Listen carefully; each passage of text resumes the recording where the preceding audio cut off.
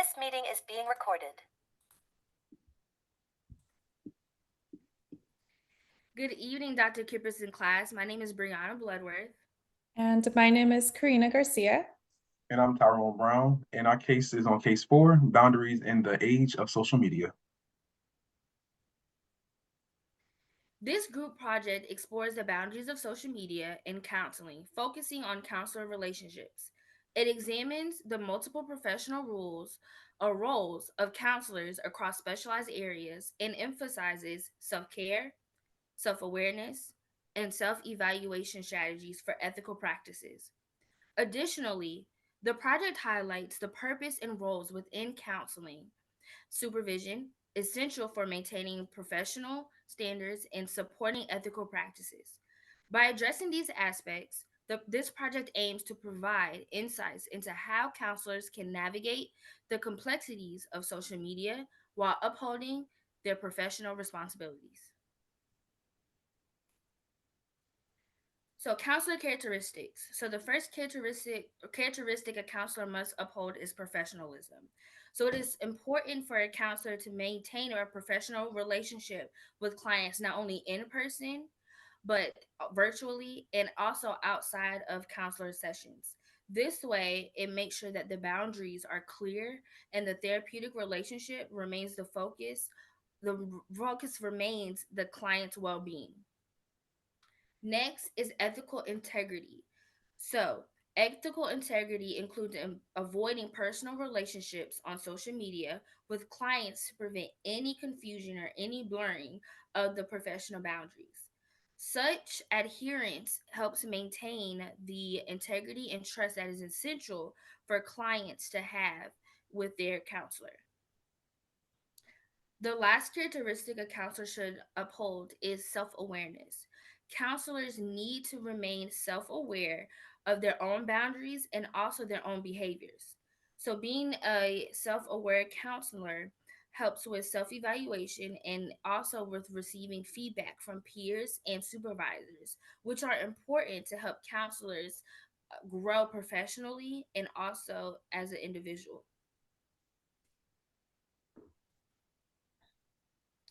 Counselor behavior. Well, the first counselor behavior should be clear communication. Clear communication of social media practices and policies are important to lay the foundation in the very beginning of that counselor client relationship. This helps the client to understand the professional nature of the relationship and what is appropriate and what is not appropriate behavior with the counselor. Next is setting boundaries, which also loops back to having that clear communication. So setting those boundaries at the very beginning is crucial to for that client and counselor relationship regarding social media, so the interactions are not blurred blurring the lines and that the counselor protects the professional integrity of their practice and ensure the clients are aware of what is acceptable. Next is continuous learning.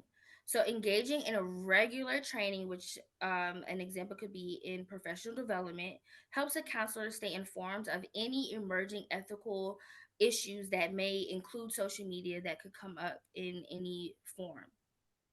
This ongoing education supports counselors in adapting to new challenges and maintaining ethical practices. And lastly, documentation. Having clear documents and records with your client is so important.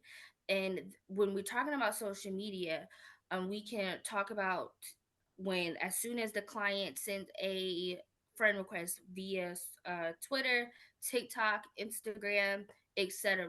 Go ahead and make that documentation right when that happens, so it not only protects you but as a counselor, but it also protects the client.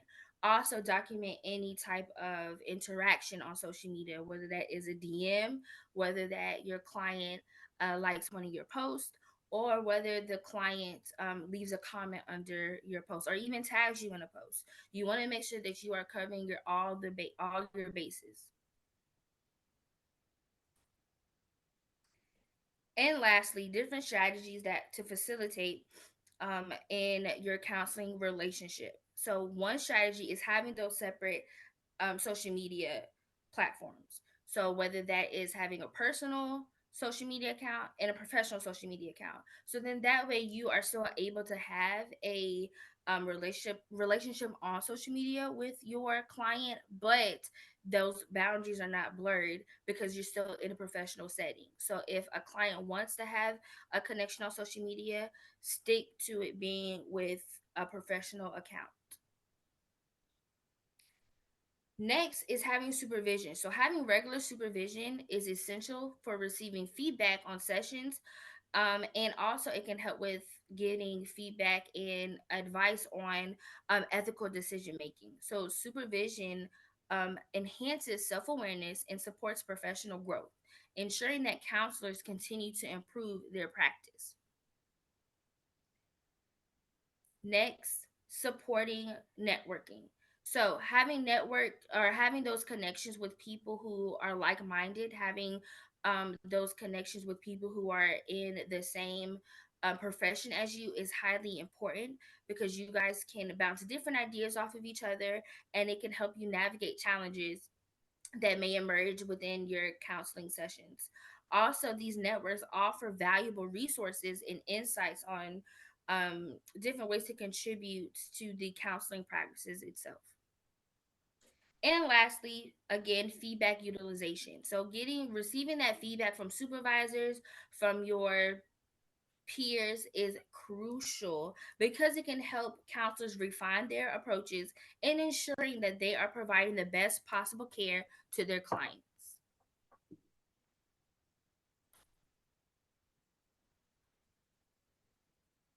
So, multiple professional roles. As counselors often play multiple professional roles and can be challenging to set appropriate boundaries. Some examples include therapist to supervisor, which is when a counselor provides both therapy and supervision to the same individual. Faculty to student, which is where a counselor is also a teacher teaching the same student. And lastly, a graduate to colleague, when the graduate and colleague also works together in a professional setting. Functions of counselors across specialized areas. Three examples are mental health counselors, school counselors, and pastoral counselors. All avoid discussing assessments, results, or diagnosis on social media platforms to maintain client confidentiality. Roles of boundaries in counseling. Boundaries in the counseling relationships refer to the ethical and professional limits that define the appropriate interactions and relationships between counselors and their client. Importance of maintaining professional boundaries is to protect both client and counselors. Potential risk, if not maintained, include ethical violations and harm to the therapeutic relationship. Social media and professional boundaries can be a blur. Some challenges posed by social media include dual relationships, which occurs when the counselor has another significant connection with the counselor outside of the therapeutic relationships. Some potential risks that involved are conflict of interest, risk of impaired professional judgment, and also impact on the client's trust and the effectiveness of the therapy. Another challenge that comes to mind is is privacy concerns. Refers to the issues related to the protection of clients' personal information and ensures that their confidentiality is maintained throughout the counseling process. To avoid or to help is to maintain separate accounts for professional and personal use to minimize boundary issues. Another challenge is risk of boundary crossings. Refers to anything that could potentially harm the client or the therapeutic relationship. Some examples include friending a client on social media. A way to not cross boundaries is to stay away in the form of and then to create a policy to not accept friend requests for clients. Also, another example is sharing personal information online, such as sharing personal life updates. A way to not cross boundaries is to adjust privacy settings and limit personal information sharing to uphold professional integrity.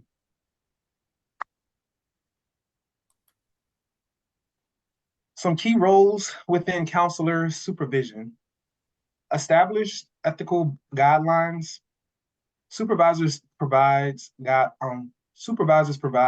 counselors with clear ethical guidelines for using social media. Another role is provide training and education. Supervisors educate counselors on the potential pitfalls of social media use, including issues of confidentiality and privacy.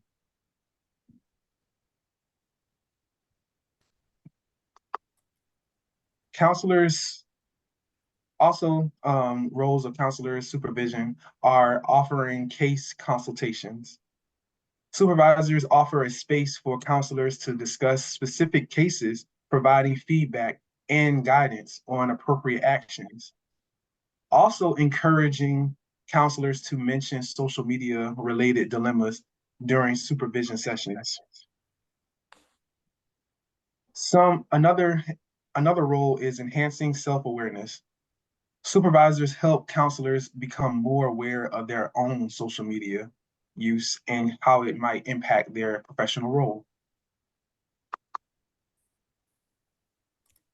Some practical strategies for maintaining boundaries include establishing clear social media policies for your practice, use privacy settings effectively, avoid friending or following client on social media. And lastly, discuss social media boundaries with clients as part of informed consent.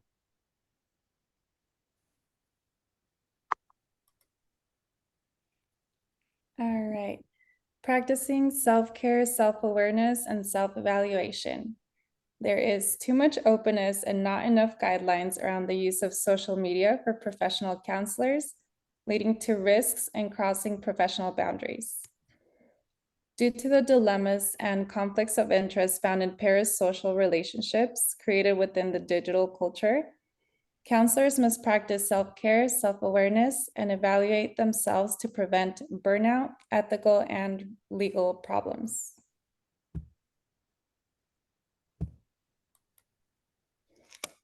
Strategies for ethical and effective practice. Self-care. Life events may impair a counselor's ability to function ethically and legally. Counselors must set realistic self-care goals to prevent burnout and bring balance to their emotional state. The American Counseling Association Code of Ethics stressed counselors' obligation to engage in self-care activities to maintain and promote their own emotional, physical, mental, and spiritual well-being to best meet their professional responsibilities. A form of self-care practice includes participating in hobbies not related to work to take a break from professional duties. Self-awareness. Counselors must acknowledge their own assumption and biases and acquire a knowledge in multiculturalism to prevent therapeutic errors that may damage the profession and professional identity. The Code of Ethics highlights how counselors must communicate information in ways that are both developmentally and culturally appropriate. Following the Code of Ethics and learning from clients are tools counselors can use to continue becoming culturally competent.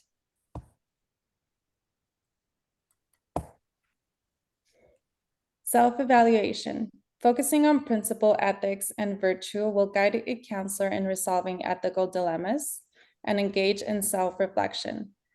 The Code of Ethics stated that counselors involved in media presentations must take precautions to be consistent with ethical practice. Another strategy for counselors who are actively posting on social media is to seek supervision from a professional who understands the complexities around social media use. Conclusion. It is vital for counselors to maintain ethical boundaries on and outside of social media. Counselors should abide by the ACA Code of Ethics to make sure they are within the ethical boundaries.